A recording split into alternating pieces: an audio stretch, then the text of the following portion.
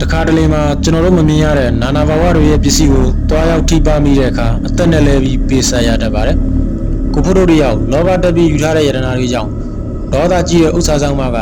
သူ့အသက်ကိုဘယ်လိုတောင်အန္တရာယ်ပြုလိုက်မလဲမင်္ဂလာပါ KND မြန်မာ Horror Story ကနေပြန်လဲကြိုဆိုလိုက်ပါတယ်ဒီနေ့မှာတော့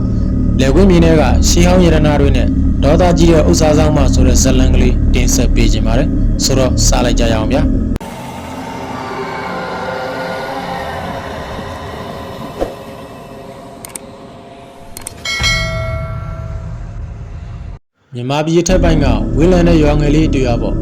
့ဒီရွာရဲ့အစွန်ပြားမှာကျယ်ပြောလှတဲ့လက်ဝင်းပြင်းကြီးတစ်ခုရှိတယ်အဲ့ဒီနေရာကမြို့ပြနဲ့ဝေးပြီးအရန်ကိုတိတ်ဆိတ်လုံးတဲ့နေရာတစ်ခုပါဒီလက်ဝင်းဆက်ကတဲဆုပ်ဟောင်းလေးထဲမှာတော့ကိုဖို့တိုးလို့ခေါ်တဲ့လက်သမားတစ်ယောက်တည်းနေထိုင်ပါတယ်ကိုဖို့တိုးရဲ့ဘဝကရိုးရှင်ပါတယ်မနဲ့လင်းရင်လဲတဲ့ဆင်းနေရင်ဘက်မှာတဲမှာခဏနာနေဝင်တာနဲ့အိယာဝင်းတဲ့လူတစ်ယောက်ပေါ့ဒါပေမဲ့တညမှာတော့သူ့ရဲ့ရိုးရှင်းတဲ့ဘဝကြီးကိုပြောင်းလဲစေမဲ့ထူးဆန်းတဲ့အဖြစ်အပျက်တစ်ခုစတင်ခဲ့ပါတယ်။အဲ့ဒီညကလာမင်းကြီးဟာတိမ်တိုက်ပင်နောက်မှာပုံကွယ်နေလို့ပတ်ဝန်းကျင်ကမှောင်တိကျနေတာပေါ့။ကိုဖို့တုတ်ကအပြင်ကိုလှမ်းကြည့်လိုက်တဲ့အခါသူ့လယ်ကွင်းရလဲမှာစိမ့်ပြရောင်လိမ့်နှန်းကြီးတစ်ခုဝေးဝဲနေတာကိုသတိပြုမိလိုက်တယ်။အဲ့ဒီအလင်းဟာတာမန်ပိုးဆုံးကျူတွေနဲ့မတူပ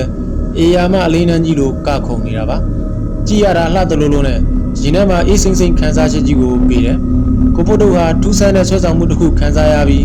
းအစုံတစ်ယောက်ကသူ့ကိုတီးတိုးခေါ်နေတယ်လို့မျိုးခံစားချက်နဲ့အတူအဲ့ဒီနေရာကိုသွားချင်းစိတ်တွေတားမရအောင်ဖြစ်ပေါ်လာခဲ့ပါတယ်။နောက်ရက်မှာကိုဖို့တို့ကရွာထဲကလူကြီးတွေကိုသွားပြတော့လူကြီးတွေကမျက်နှာပြက်ပြီးအလေးအနက်သတိပေးတယ်။ဖို့တို့မင်းအဲ့ဒီဘက်ကိုရှေ့ဦးမလှဲ့နဲ့အဲ့ဒါတစေမီဒါမှမဟုတ်ရင်နာနာဘဝတွေရဲ့အလေးမဲ့ဖြစ်ရမယ်။ကိုဒုက္ခကိုမရှာပါနဲ့ကွာ။ဒါပေမဲ့သတိပေးချက်တွေကဖို့တို့ရဲ့ဆက်စုလူစိတ်ကိုမတားဆီးနိုင်ခဲ့ပါဘူး။နောက်တညမှာအမောင်ထုလွဲမိုးလာတာနဲ့အမျှ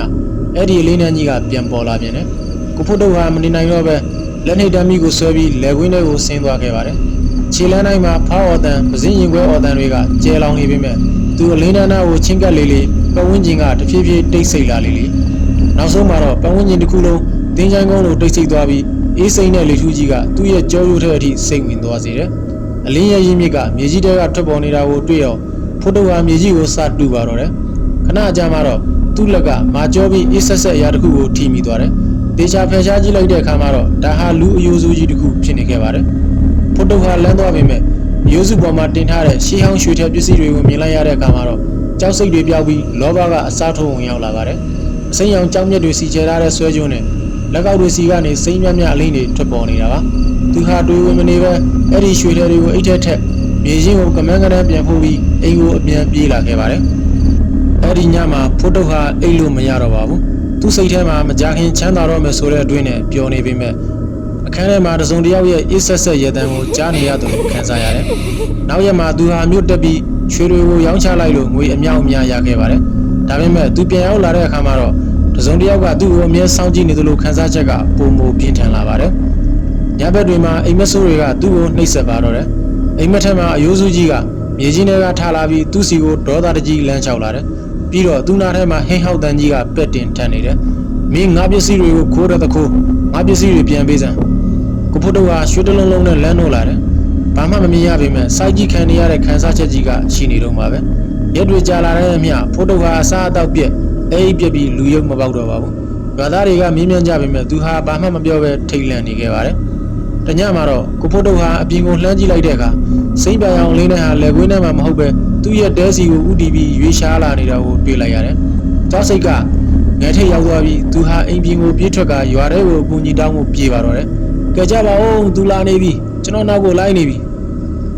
ဒါပေမဲ့ထူးဆန်းတာကဘယ်သူမှတကားမဖွင့်ပေးကြပါဘူး။အိမ်တိုင်းဟာလူတွေတွေနေတဲ့အိမ်တွေလိုတိတ်ဆိတ်နေတယ်။ကိုဖို့တို့ကလက်ကွင်းထဲကိုပြန်ရောက်သွားတဲ့အခါမှာတော့သူရှိမှသပင်ဖားလာနဲ့အရက်အလုံးရှိတဲ့မိမပြိုဝိညာဉ်ကြီးတူကမတက်ရက်နေတာကိုတွေ့လိုက်ရတယ်။သူမရဲ့ကိုယ်ပေါ်မှာသူခိုးယူခဲ့တဲ့ရွှေထည်တွေကဝင်းလက်နေပြီးခြေလမ်းတိုင်းမှာအယိုးရှင်ရိုက်ခတ်တန်တွေကကြောက်ကြောက်နဲ့ကြောက်စရာကောင်းလာပါတယ်။ဝိညာဉ်မဟာကိုဖို့တုတ်ရဲ့လေပင်ကိုအတင်းညှစ်လိုက်တယ်။ကိုဖို့တုတ်ကအသက်ရှူရချက်ပြီးဒေချင်းတရားကိုလက်တကမ်းမှာတွေ့လိုက်ရပါတယ်။သူဟာငိုကြွရင်တောင်းပန်ပါတော့တယ်။တောင်းပန်ပါတယ်ကျွန်တော်မှားသွားပြီပစ္စည်းတွေအကုန်ပြန်ပေးပါမယ်။ကျွန်တော်အသက်ကိုတော့ချမ်းသာပေးပါ။အဲ့ဒီအချိန်မှာပဲအမောင်ထဲကနေဒေသစာကြီးကြွလာတဲ့တော်ရဆောက်တည်နေတဲ့ဘုံကြီးတစ်ပတ်ဟာလင်းရောင်တစ်ခုနဲ့အတူပေါ်လာပါတယ်။ဆရာတော်ကတည်ငြိမ်တဲ့အတန်းနဲ့မိကြလိုက်တယ်။ တော်ကြပါတော့တကားတို့အာကာရဆိုတာငြိမ်းအေးခြင်းကိုမပေးဘူးတက္ကမကြီးလည်းဒီအာကာရမိနဲ့ဘယ်နှစ်နှစ်လောက်လောင်မြိုက်နေအောင်ပါလဲပစ္စယမဲ့ကံတရားကဒီလောက်ဆိုရင်တန်ပါပြီဆရာတော်ရဲ့မေတ္တာရက်ခံချက်နဲ့အတူဝိညာဉ်မရဲ့ဒေါသတွေပြေရောသွားပြီးချက်ကြီးတငင်ငိုကြွေးတန်တွေလည်းထွက်ပေါ်လာခဲ့ပါတယ်ကိုဖို့တုတ်ကလည်းသူခိုးယူခဲ့တဲ့ရွှေထဲတန်ဖို့အတိုင်းကုသိုလ်လုပ်ပေးမယ်ယဟန်ဝပြီးအမျှဝပေးမယ်လို့ဂတိပြုလိုက်တဲ့အခါဝိညာဉ်မဟာလက်ကိုတဖြည်းဖြည်းချင်းလှုပ်လိုက်ပြီးပျောက်ကွယ်သွားပါတော့တယ်နောက်ပိုင်းမှာတော့ကိုဖို့တုတ်ဟာဂတိအတိုင်းယဟန်ဝခဲ့ပါတယ်လက်ကွင်းဆက်မှာလည်းဝိညာဉ်မလေးအတွက်ရည်စူးပြီးတိမ်ငယ်လေးတစ်ခုစောက်လုပ်ခဲ့ပါတယ်မနက်တိုင်းဆုံးခံကြွတဲ့အခါအဲ့ဒီလက်ကွင်းပြင်မှာစိမ့်များများအလင်းလန်းလေးတွေကအရင်လိုကြောက်စရာမကောင်းတော့ပဲငိမ့်ချမ်းတဲ့အလင်းနှန်းတွေအဖြစ်ဝေးဝဲနေတာကိုတွေ့ရတတ်ပါတယ်ဇလန်လေးကတော့ဒီနေရာမှာပဲပြီးဆုံးသွားခဲ့ပါပြီ